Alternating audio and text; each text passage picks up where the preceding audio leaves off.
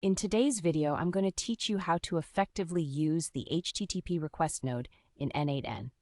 If you find this useful, consider subscribing and liking the video.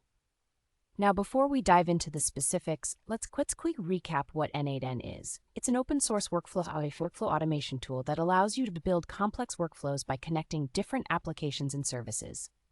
One of the most powerful nodes in n8n is the HTTP request node, which enables you to interact with APIs, send requests, and receive responses. This is crucial for connecting your workflows with external systems. First, let's start by adding the HTTP request node to your workflow.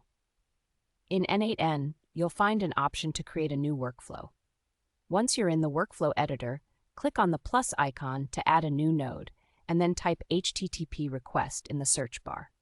Click on it to add it to your workflow. Now that you have your HTTP request node ready, let's configure it.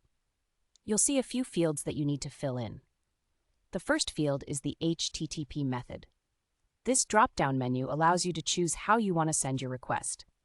The common methods include post, put, patch, and delete. For example, if you want to retrieve data from an API, you would typically select GET.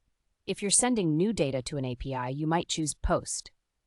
Once you've selected the appropriate method, the next field requires the URL of the API endpoint you're working with.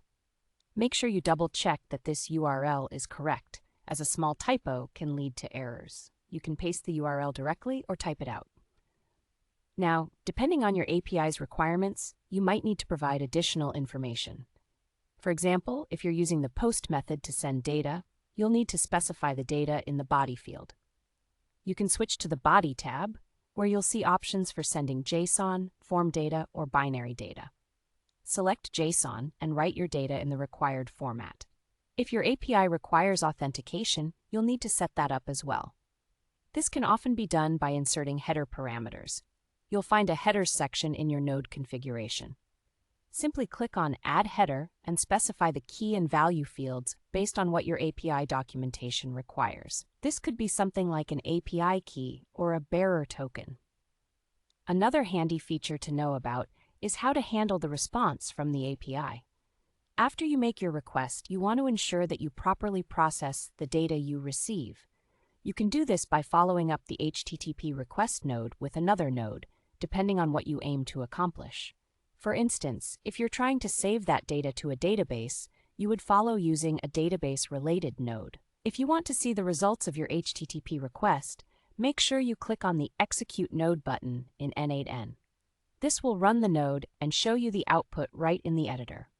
It's a great way to troubleshoot if something isn't working as expected. So that's a solid overview of how to use the HTTP request node in n8n. With practice, you'll find it's a powerful tool for integrating and automating your own workflows. Don't forget to play around with it and see what kinds of requests you can send. Thanks for watching, and I hope this guide makes your experience with n8n even better. If you found this useful, please consider subscribing and